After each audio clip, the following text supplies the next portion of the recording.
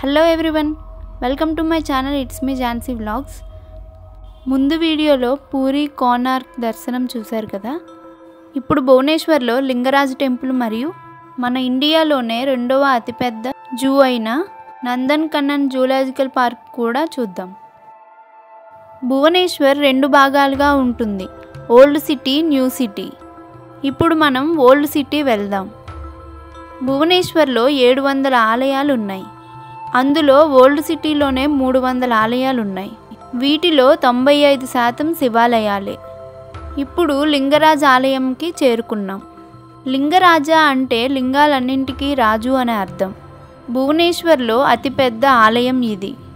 భువనేశ్వర్ అనే పేరు త్రిభువనేశ్వర అనే పేరు నుంచి వచ్చింది. త్రిభువనేశ్వర అంటే ముల్లోకాలకి ప్రభువు అనే అర్థం. మొదటిగా ఈ స్వామిని త్రిభువనేశ్వర్గా కొలిచేవారు. అప్పుడు ఈ ఆలయం పూర్తిగా శివాలయంగా ఉండేది.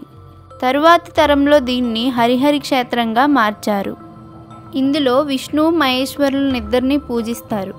ఆ సమయంలోనే ఈ ఆలయాన్ని లింగరాజ ఆలయంగా పేరు మార్చారు. ఈ ఓల్డ్ సిటీని ఏకాంబ్ర క్షేత్రంగా పిలుస్తారు. ఏకాంబ్ర అంటే మామిడి చెట్టు అని అర్థం. ఈ లింగరాజ ఆలయంలోని శివలింగం మామిడి చెట్టు కింద స్వయంభుగా వెలిచింది.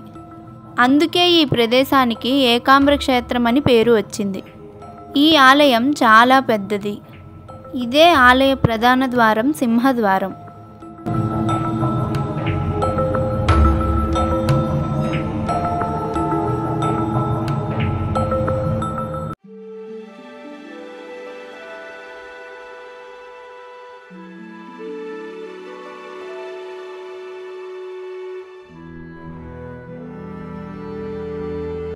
లింగరాజ్ టెంపుల్ దర్శనం అయితే కంప్లీట్ అయిపోయింది.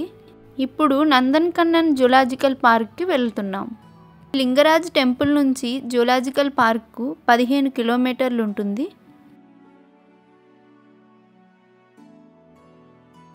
ఈ జూ మన ఇండియాలోనే రెండవ అతిపెద్ద జూ. వైట్ టైగర్స్ ఎక్కువగా ఉన్న జూ కూడా ఇదే. దీని ఎంట్రీ టికెట్ 50 రూపాయలు. రండి ఇంకా లోపలికి వెళ్దాం. ఈ జూలో మొబైల్ ఫోన్స్కి ఫ్రీగా ఎలా ఉంటుంది, కానీ కెమెరాస్కి మాత్రం టికెట్ తీసుకోవాలి. ఇక్కడ ఎలక్ట్రికల్ వెహికల్ అవైలబుల్ ఉంది. దాని కాస్ట్ 80 రూపాయలు. జూలోకి ఎంటర్ అవ్వగానే ఈ జూకి సంబంధించి మ్యాప్ ఇక్కడ ఉంది. ఈ జూ చాలా బాగుంటుంది.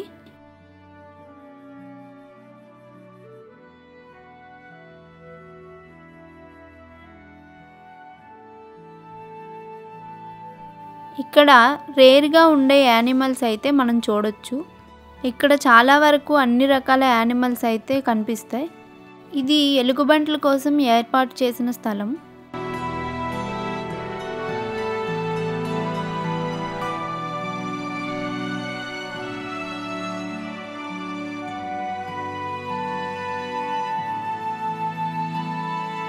అలా ఇంకొంచెం ముందుకు వెళ్ళాక ఇక్కడ చిరుతపులి కనిపిస్తుంది.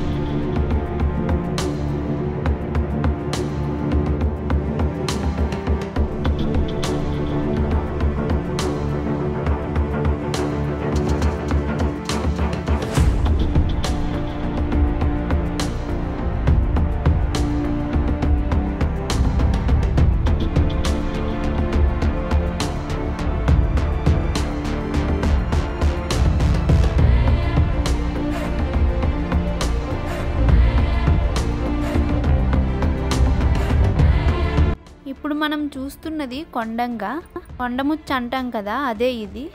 చక్కగా అటు ఇటు తిరుగుతూ ఆడుకుంటున్నాయి.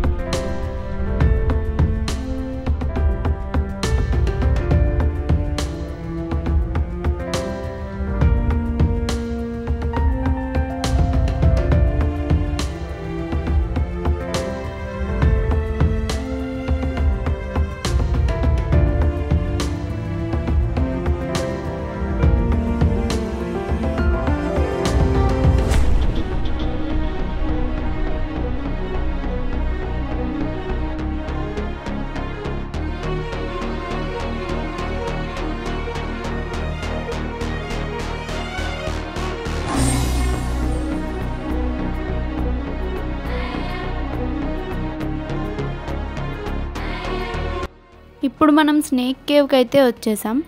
ఇక్కడ స్నేక్స్ అన్నింటినీ గ్లాసుల్లో భద్రంగా ఉంచారు. ఇక్కడ చాలా రకాల స్నేక్స్, క్రొకోడైల్స్, టార్టాయిస్లు కూడా ఉన్నాయి.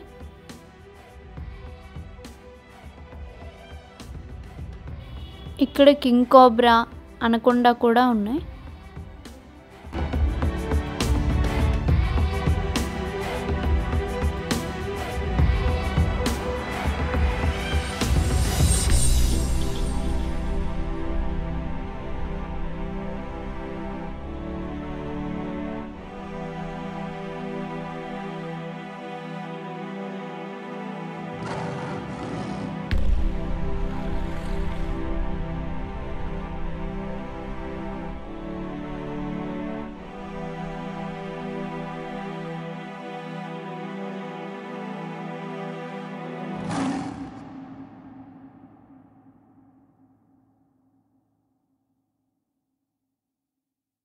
ఇక్కడ ఉన్న యానిమల్స్ అన్నీ చూశాక సఫారీ పాయింట్కి చేరుకున్నాను. ఈ సఫారీలో టైగర్, లయన్, బేర్ మరియు జింకలను చూడొచ్చు. ఈ సఫారీ టికెట్ కాస్ట్ 100 రూపీస్. ఇలా కొంచెం ముందుకు వెళ్తే సఫారీ బస్ పాయింట్కి వచ్చేసాం. ఇదే మనం సఫారీకి వెళ్ళబోయే బస్. బస్సు లోపలికి వెళ్ళడానికి గేట్ అయితే ఓపెన్ చేశారు.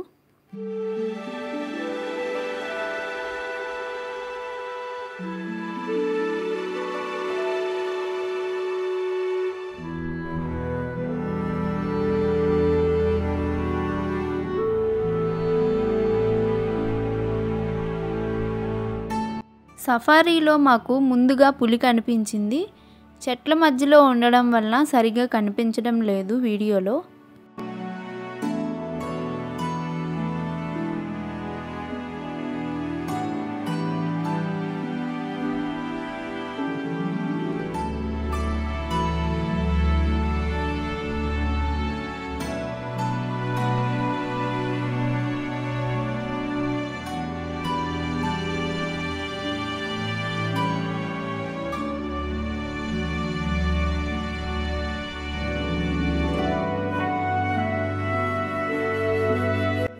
ఇలా కొంచెం ముందుకు వెళ్ళాక బేర్స్ కనిపించాయి.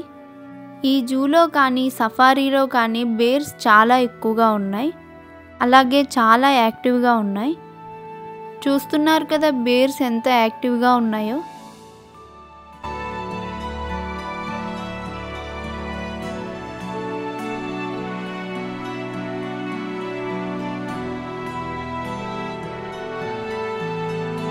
అలా ఇంకొంచెం ముందుకొస్తే ఇక్కడ చాలా జింకలు కనిపించాయి.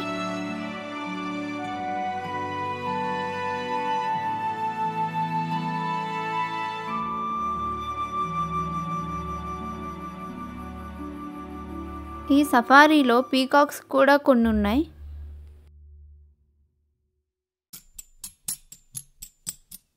సఫారీలో టైగర్స్, లయన్స్ కూడా ఉంటాయని చెప్పారు. టైగర్ అయితే ఒక దగ్గర కనిపించింది కానీ లయన్స్ అయితే అస్సలు కనిపించలేదు. వీటన్నింటినీ చూసిన తర్వాత బస్సు మనల్ని మళ్ళీ స్టార్టింగ్ పాయింట్లో డ్రాప్ చేస్తుంది. జూ మొత్తం చూడడం కంప్లీట్ అయింది. ఇంకా బయటకు వెళ్ళిపోతున్నాం. సో ఫ్రెండ్స్, ఇక్కడితో మా ఒరిస్సా ట్రిప్ కంప్లీట్ అయిపోయింది.